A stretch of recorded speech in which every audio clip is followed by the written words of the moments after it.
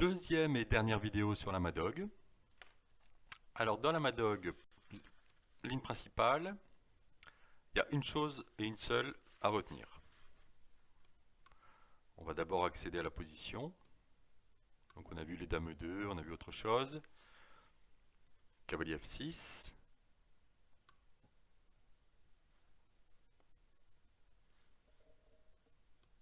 Cavalier F3. Voilà, ça c'est la Madog. La grande Madog, et nous on joue petit roc. Alors, le thème ici c'est le claquage en E4 et le récupérage en D5. Voilà, ça c'est le thème de base sur lequel tout est fondé dans cette Madog avec cavalier C3. Donc on va regarder fou E3, on va regarder H3 et on va regarder petit roc. Alors fou E3, ça commence, paf. Alors, cavalier E4 ou fou F7, bien sûr. Alors, cavalier E4. Et là, on profite du fait que B2 n'est pas défendu. C5. Voilà.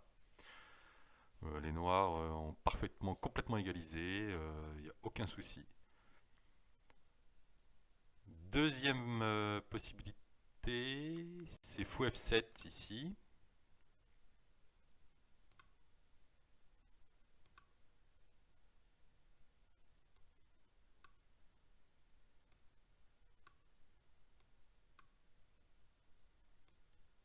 Cavalier E5, évidemment, pour se donner une petite case pour l'autre cavalier qui est en danger. Et là, pareil, C5. Pardon, on va s'arrêter à C5. Voilà, on a la paire de fous, on va essayer de faire péter le centre, on va sortir le cheval ici, ça a l'air d'être bien ça. Donc fou E3. Fou E3 n'empêche pas le claquage. H3. H3, claquage. Pareil, cavalier E4 ou fou F7.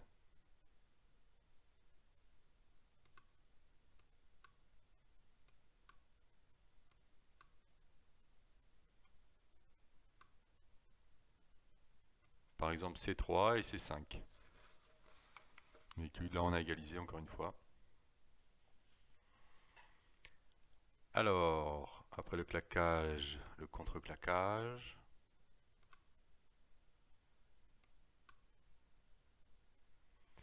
Alors ici on va chasser le cheval.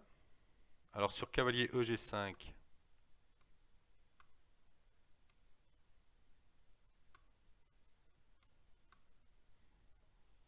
ça ressemble à ce qu'on vient de voir, à la place de H3 à la place de fou E3. Et D5, on peut regarder aussi cavalier C5. On se développe. On attaque. E5, voilà. Ok, ça c'était facile. C'est un peu trop facile même. Et passons à petit roc. À petit roc ici même, la grande ligne. Alors ici, le claquage n'est pas si bon à cause de cavalier prend. D5, fou D3, tech tech, avec un petit avantage. Disons que petit roc est beaucoup plus utile que H3. Oh, c'est jouable, mais c'est pas tout à fait égalisant. Donc on va jouer un coup de développement. Et après on va claquer. Alors sur le développage, regardons ce qui se passe sur E5, Dame E2 et D5. Alors E5.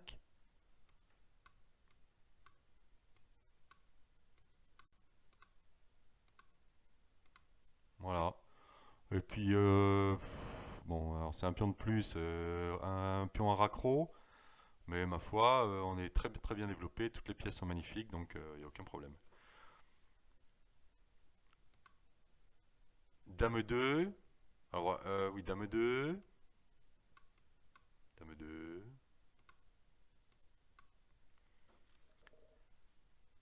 Ah bah là on en profite, hein. On tape sur D4.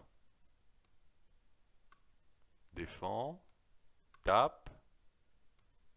On s'installe. Pourquoi pas. Et ici, on contre-attaque sur E4. Voilà, ça c'est chouette pour les noirs, il n'y a aucun problème. Et troisième possibilité, D5. Petit roc, D5. Alors ici, cavalier A5 fonctionne. Pourquoi? Parce qu'on va protéger notre cavalier, on va protéger B4 avec C5. Ensuite, voyons ce qui se passe quand les noirs et les blancs essayent de jouer, de jouer au malin. Alors, regardons vite fait H3 pour éviter les fous. A6. Alors, sur A4, on casse.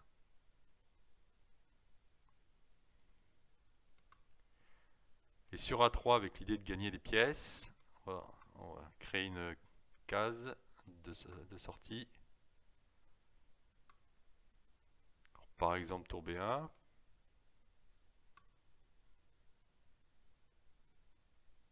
Alors ici, on peut jouer fou D7 peut-être, fou D7. On va essayer de préparer A5 pour récupérer la case C5 pour le cheval. Fou D7, fou D7. Il y a d'autres coups, hein, j'imagine.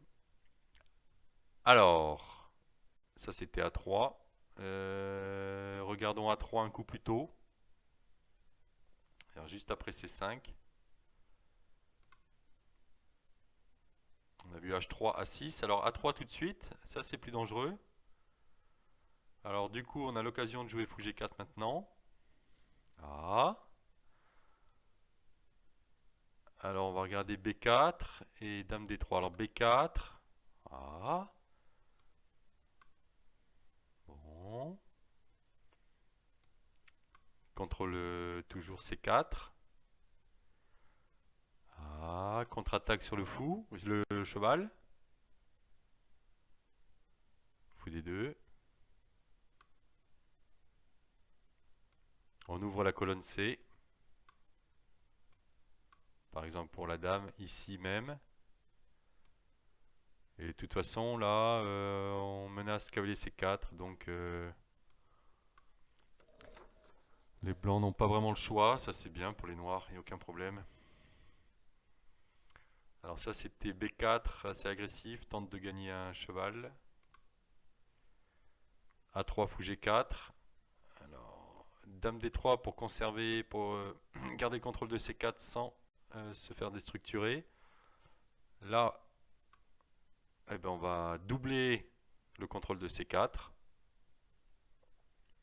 On va jouer après A5, A6, B5 et éventuellement E6 si on peut. Donc là, tant qu'on a sauvé la pièce, ça va, on est bien. Un genre de Benko Belloni, structure qui est sympa. Alors ensuite, on vient de voir D5, qui est un petit peu artificiel. Petit roc, cavalier C6. On a vu E5, qui donne rien, un pion. Dame 2 qui est bon, égalisant, voire mauvais. D5, on va regarder fou E3, c'est toujours la même histoire, laisse faire fou G4.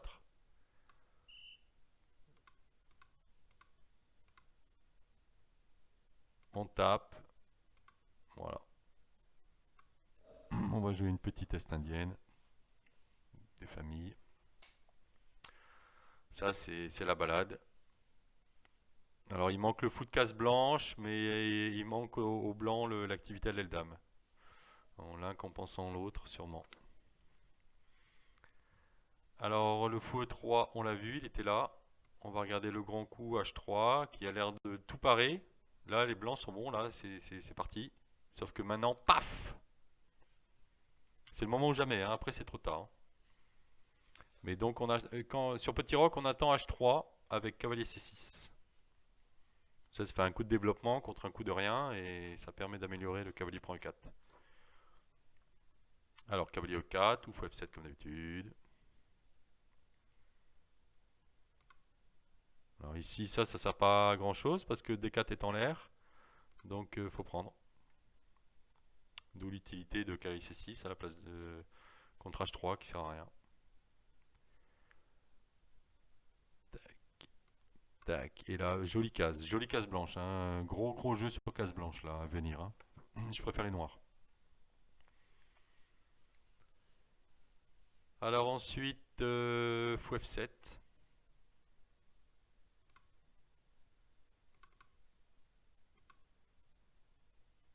Là, on va regarder un paquet de coups. On va regarder 4 coups. On va regarder ça. Attention, le cheval est un peu à la dérive.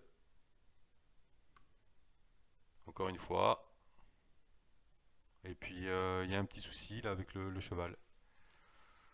Il y a un souci avec le cheval. Le pion est presque pas défendu. Sur dame ici, c'est pas bon. Peut-être un échange de pions. Enfin, il y a ces deux qui. Enfin bref. Là ça va, il y a une menace en plus. Donc on est bien. Cavalier G5. Cavalier G3. Ben là on essaye de. On se développe. Voilà. Cavalier G3. Cavalier C3. C'est moche. Cavalier C3 c'est moche. Hein. Paf.